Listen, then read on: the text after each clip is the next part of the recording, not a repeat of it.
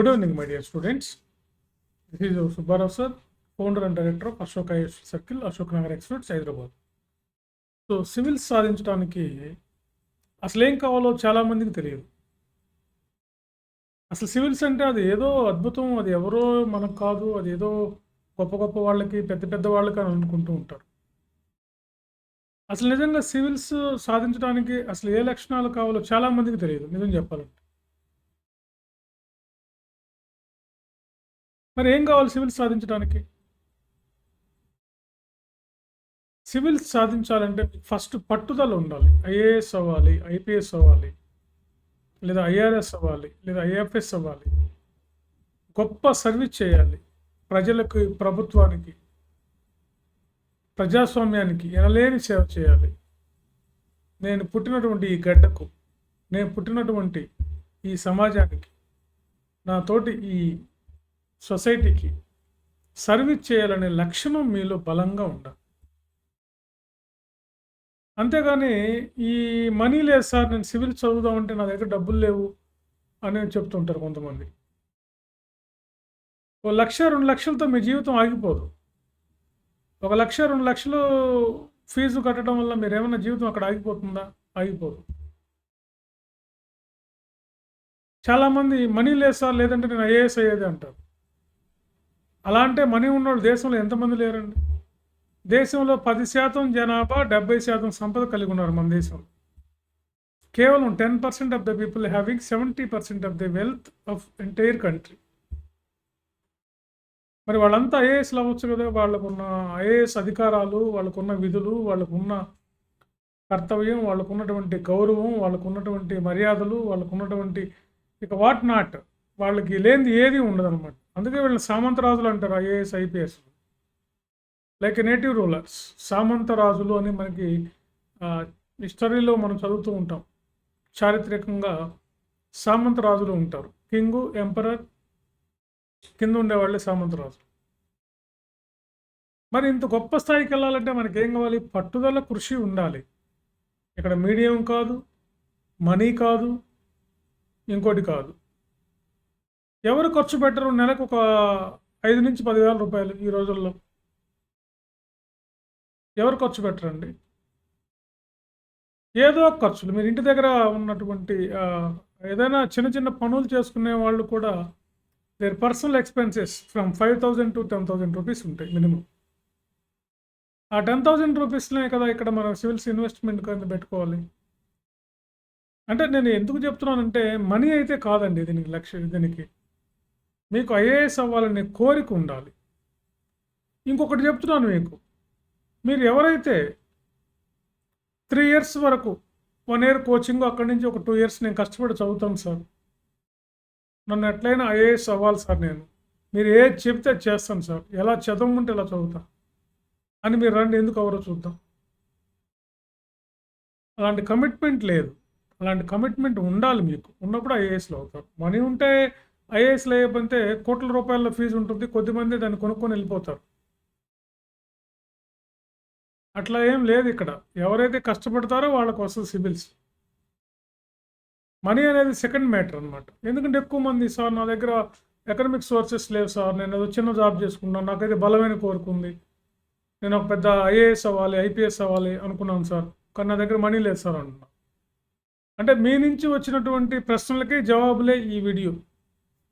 అంతేగాని ఎవరిని హర్ట్ చేసేవి కావు, ఎవరిని నొప్పించడానికి కాదు. ఏ విధంగా అయినా సరే మిమ్మల్ని మోటివేట్ చేసి మిమ్మల్ని ఐఏఎస్లు చేయడమే నా ఉద్దేశం, ఐఏఎస్ ఐపీఎస్. దానికోసం నేను ఇవన్నీ చెప్తున్నాను. అంతేగాని ఇందులో ఏమి లేదు. ఎందుకంటే నా దగ్గర కలిసేవాళ్ళు రోజు నాకు చెప్పే కదా మీకు, రోజు నాకు ఒక 10 మెంబర్స్ కలుస్తుంటారు, ఏదర్ ఫోన్ ఆర్ డైరెక్ట్గా. ఒక్కోసారి 10 to 20 మెంబర్స్ వస్తుంటారు. వీళ్ళందరూ సార్ అంత అమౌంట్ లేదు సార్, నాకైతే ఐఏఎస్ అవ్వాలని, ఐపీఎస్ అవ్వాలని. పెద్ద పెద్ద బైకులు కొనుక్కుంటారు 3 lakhs 4 lakhs పెట్టి, పెద్ద పెద్ద ఎక్స్పెన్సెస్ పెట్టుకుంటారు, పెద్ద పెద్ద ఖర్చులు ఉంటారు. అవన్నీ దీని మీద ఇన్వెస్ట్ చేయండి. సివిల్ సర్వీసెస్లో ఒక 2 లక్షల రూపాయలతో మీ జీవితం ఆగిపోదు కదా. కష్టపడి చదవండి. ఒక 3 years టైం నాకు ఇవ్వండి. ఇక్కడ మెయిన్ పెట్టుబడి ఏంటంటే సివిల్స్ సాధించాలంటే ఇవన్నీ కాదండి. నేను చెప్పేది ఒకటే ఒక లక్షణం. మీరు ఐఏఎస్ అవ్వాలంటే మెయిన్గా 3 years ఇన్వెస్ట్ చేయండి. 3 సంవత్సరాల పెట్టుబడి కావాలి. 3 సంవత్సరాల కాలం. ఆ కాలం ఎలా ఉండాలంటే ఖచ్చితంగా ఐఏఎస్ అయ్యే విధంగా ఉంటుంది. ఆ షెడ్యూల్ నేను చేస్తాను. ఆ స్ట్రాటజీ నేను ప్రిపేర్ చేస్తాను.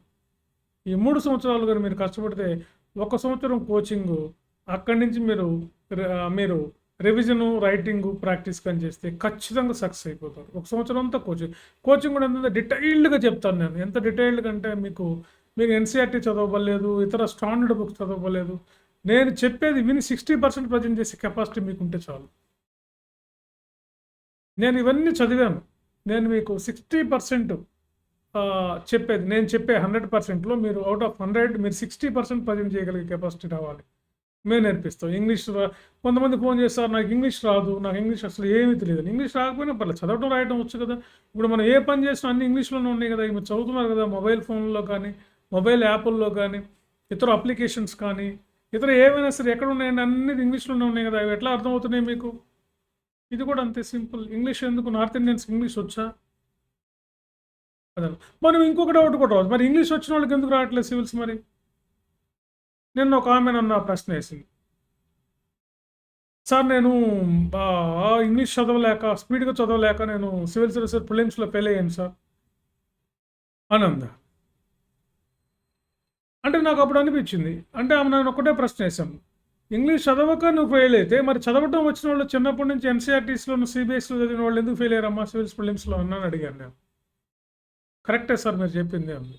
మరి ఇంగ్లీష్ వచ్చిన వాళ్ళు పాస్ అవ్వాలి కదా. హైదరాబాద్, ఢిల్లీలో ఇంగ్లీష్ వచ్చిన వాళ్ళు లేరా? మరి వాళ్ళందరూ ఎందుకు సివిల్స్ ప్రిలిమ్స్ పాస్ అవ్వట్లేదు? ఐఐటి స్టూడెంట్లు కూడా 4 ఏళ్ల వరకు ప్రిలిమ్స్ పాస్ అవ్వట్లేదు. ఎక్కడో మారుమూల గ్రామంలో ఉండి బిఏ చదివి, డిస్టెన్స్ ఎడ్యుకేషన్లో దూర విద్యుత్ ద్వారా చదివి వాళ్ళు కూడా ప్రిలిమ్స్ పాస్ అయిన వాళ్ళు ఉన్నారు. ఇక్కడ కమిట్మెంట్ మీది, పెట్టుబడి ఇక్కడ 3 years పెట్టుబడి పెట్టండి, సివిల్స్ వస్తుంది. అంతేగాని మనీ లేదు, ఇంగ్లీష్ రాదు, ఇంకితర అది లేదు, ఇది లేదని ఎన్నో కారణాలు చెప్తూ ఉంటారు. ఇవన్నీ గుడ్డి సాగులు, ఇవన్నీ మీకు అవసరం లేదు. నిజాయితీగా కష్టపడండి. పెద్ద సర్వీస్ అండి. జీవితంలో ఇలాంటి అవకాశం ఎంతమందికి వస్తుంది?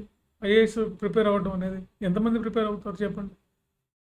ఎంతమంది? మీకు ఇప్పుడు ఓసీ వాళ్ళు అయితే ఒక 32 years దాటిన తర్వాత మీకు డబ్బులు బాగా వచ్చాయి, కానీ అప్పుడు మీరు ఐఏఎస్ రాయగలరా? ఇతర ఎస్సీ, ఎస్టీ, బీసీ పిల్లలు అయితే 35 దాటిన తర్వాత మీకు డబ్బులు బాగా ఫుల్గా వచ్చాయి. మరి మీరు ఇప్పుడు ఐఏఎస్లు అవ్వగలరా? అప్పుడు ప్రిపేర్ అవ్వగలరా? అందుకని ఇప్పుడే మీరు ఈ సివిల్స్ పట్ల అవగాహన పెంచుకోండి. సివిల్స్ బాగా ప్రిపేర్ అయితే ఒకవేళ ఏదన్నా తేడా వచ్చినా కానీ మీకు వెంటనే గ్రూప్ 1 ఉన్నాయి కదా, అందులో టాప్ పొజిషన్లోకి వెళ్ళిపోతారు మీరు. కాబట్టి మనీ అనేది మ్యాటర్ కాదు, మీ టైం ఇక్కడ ఇన్వెస్ట్మెంట్.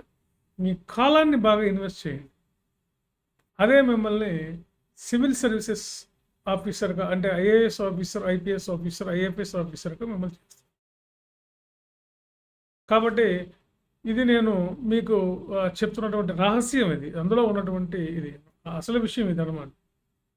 మనీ లేదు, గిని లేదు అంటే అశోక్ నగర్లో కొన్ని గ్రూప్ 2 ప్రిపేర్ అయ్యేవాళ్ళు, గ్రూప్ 3 ప్రిపేర్ అయ్యేవాళ్ళు 5 ఏళ్ల నుంచి 10 ఏళ్ల నుంచి అశోక్ నగర్లో ఉంటారు. అండ్ యావరేజ్గా 60 సంవత్సరానికి ₹1,00,000 వేసుకున్నా కానీ 5 ఏళ్ల నుంచి ఉంటే నాకు తెలిసిన వాళ్ళు, నాతో ప్రిపేర్ అయ్యేవాళ్ళు కూడా ఇప్పటికీ గ్రూప్ 2 ప్రిపేర్ అవుతున్నారు. నాకు అదే ఆశ్చర్యం వేస్తుంది. అంటే లాస్ట్ 15 years, 17 years నుంచి ప్రిపేర్ అవుతున్నారు. అంటే ఎంత ఖర్చు అవుతుంది వాళ్ళకి? అందుకు ఇప్పుడున్న పిల్లలు చాలా షార్ప్గా ఉన్నారు, చాలా తెలివైన పిల్లలు, చాలా సంస్కారం కలిగినటువంటి పిల్లలు ఉన్నారు. ఇప్పుడు ఉన్నటువంటి ఇంజనీరింగ్ కానీ, ఇతర డిగ్రీలు కానీ, BA, BCom చదివిన పిల్లలు కానీ, ఈ generation last 10-15 years generation is excellent అనమాట హ్యూమన్ రిసోర్స్. అందుకే చంద్రబాబు గారు ఏమంటున్నారు ఏపీలో, హ్యూమన్ ఎక్సలెన్స్. ఇక్కడ మానవ వనరులే పెట్టుబడి, ఆంధ్ర రాష్ట్రం అభివృద్ధికి మానవ వనరులే పెట్టుబడి అని చెప్తున్నారు ఆయన. అందుకే మేము స్కిల్ డెవలప్మెంట్, కులగణన చేయము. స్కిల్స్, ఎవరెవరికి ఏ స్కిల్స్ ఉన్నాయి ఇంట్లో, ఆ స్కిల్స్ ఆధారంగా వాళ్ళకి ఎంప్లాయ్మెంట్ ప్రొవైడ్ చేస్తాం, వాళ్ళే రాష్ట్రాన్ని ముందుకు తీసుకెళ్తారని చెప్తున్నారు. ఇది ఎకనామిక్ సెన్స్. ఇది ఆయన ఎకానమిస్ట్, అయినా ఎకనామిక్ స్కాలర్ అయినా, అందుకే ఆయన అట్లా ఆలోచిస్తున్నారు. చూడండి ఎట్లా ఉందో. కాబట్టి ఐఏఎస్ అవ్వడానికి మీ కాలాన్ని ఇన్వెస్ట్ చేయండి, సిన్సియర్గా చదవండి, ఏది దొరికితే ఆ అవకాశాన్ని అందిపుచ్చుకోండి, సిన్సియర్గా వర్క్ చేయండి. ఐఏఎస్ ఇంతకుముందు ఎవరు కూడా, ఏ ఇన్స్టిట్యూట్ డైరెక్టర్లు ఎవరు కూడా ఇలా నాలాగా ఓపెన్ అప్ అయ్యి మీకున్న ఇందులో ఉన్నటువంటి విషయాన్ని బయట ఎవరు చెప్పలేదు.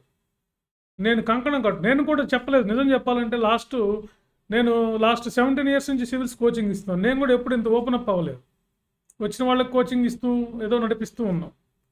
ఫస్ట్ టైం ఈ ఇయర్ నుంచే నేను ఇలా యూట్యూబ్ ఛానల్ ద్వారా మీ అందరినీ ప్రమోట్ చేస్తున్నాను. మీ అందరికీ దీని గురించి మొత్తాన్ని బట్టబయలు చేస్తున్నాను అన్నమాట. ఓకే ఫ్రెండ్స్, కాబట్టి మీరు రండి, నన్ను కలవండి, నాతో మాట్లాడండి, మీ ప్రాబ్లం చెప్పండి, నన్ను డైరెక్ట్గా వచ్చి నన్ను కలవండి, లేదా ఫోన్ ద్వారా కలవండి. సిన్సియర్గా ఉండేవాళ్ళే నాకు ఫోన్ చేయండి, సిన్సియర్గా ఉండేవాళ్ళే నన్ను కలవండి. ఊరికి టైం పాస్ చేయొద్దు. నాకు తెలిసిపోతుంది మీరు టైం పాస్ చేస్తుంటే. కొద్దిమంది టైం పాస్ చేస్తున్నారు, అందుకని వాళ్ళకి మేమేం చేస్తాం, అది వాళ్ళ మూర్ఖత్వానికి నిదర్శనం. అది టైం పాస్ చేయకుండా సిన్సియర్గా మీకు ఐఏఎస్ అవ్వాలని ఉంటే ఏది రాకపోయినా మీరు ఎఫర్ట్ పెడితే అన్నీ వస్తాయి, అన్నీ వస్తాయి. ఇప్పుడు ఉన్నటువంటి అధునాతనమైన టెక్నాలజీ, విమానాలు కానీ, కంప్యూటర్లు కానీ, మిజైల్స్ కానీ, శాటిలైట్లు కానీ, ఇవన్నీ మనిషి కనిపెట్టినాయి కదండి. మనిషి ఇక్కడ ఉండి చంద్రమండలంలో ఉన్నటువంటి చంద్రయాన్ని మనం కంట్రోల్ చేస్తున్నాం, ఇక్కడుండి మనిషి. మరి ఎట్లా సాధ్యమవుతుంది? కమిట్మెంట్, వాళ్ళు చేసేటటువంటి వర్కర్. మీరు కూడా అలాగా ఆలోచిస్తే ఐఏఎస్ ఐపీఎస్ అవ్వడం ఏంటండి పెద్ద కష్టం? ఇదేమన్నా అయిన వాళ్ళంతా మనకన్నా అద్భుతమైన శక్తులు ఉన్నాయా? వాళ్ళకైనా 10 చేతులు 10 తలలు ఉన్నాయా? మరి ఇంకేమైనా అద్భుతంగా వాళ్ళు ఏదైనా ఇంకొక ఎలియన్స్ లాగా వేరే ఏదైనా ఖండం నుంచి, వేరే ప్లానెట్ నుంచి ఏమైనా ఇక్కడికి వచ్చారా? లేదు కదా, మనలో తిరిగే వాళ్ళే కదా. మనం మీరు చూడండి, ఒక కానిస్టేబుల్ తెలుగు మీడియంలో ఆయన కష్టపడి 780 ర్యాంక్ సాధించాడు. తెలుగు మీడియంలో రాశాడు ఆయన. ఆయనకేం పెద్దగా అద్భుతమైన డిగ్రీలు లేవు, అద్భుతమైన నాలెడ్జ్ ఏం లేదు. ఆయన ఐఏఎస్ అవ్వాలి, సివిల్స్ ఎగ్జామ్ పాస్ అవ్వాలని పర్ఫెక్ట్గా శక్తి వంచన లేకుండా ఆయన కృషి చేసాడు, సక్సెస్ అయ్యాడు. అది నేను అంటుంది, అలాంటిది కావాలి మీకు.